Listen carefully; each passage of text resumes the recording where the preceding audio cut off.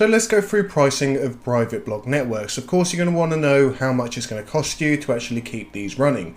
Now, for instance, if you have 10 to 15 good blogs, now that could actually really help you. That's a very good starting point, and from there you can start to achieve some money.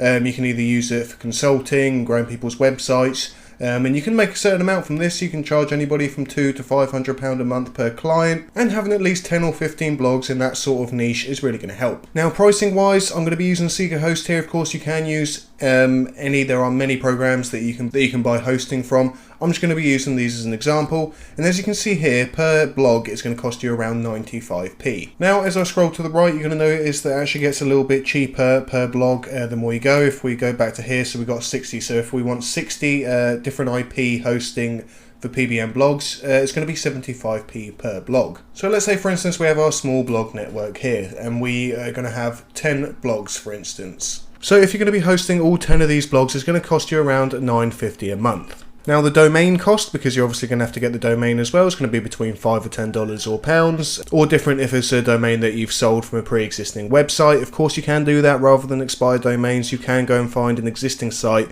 and see if they've got a good price they're selling it for. So let's work this out per year, because the domains are done per year, so it's £5 to £10 per domain per year, and that's just averagely between $50 to $100 for the year. So let's say for the year, the domains will all cost altogether $75 to $120, and then approximately $118.75 per year for the hosting for all of these. So that for the year averagely, and I'm going to do between $75 and $120, we'll do about $100 for these domains, because they could cost $5 or $10, it depends. And of course, this is different if you're going to be buying other ones. You might have slightly higher priced ones that you found in an auction. So this is just going on the base price. Once they've expired, they've gone straight back onto the market.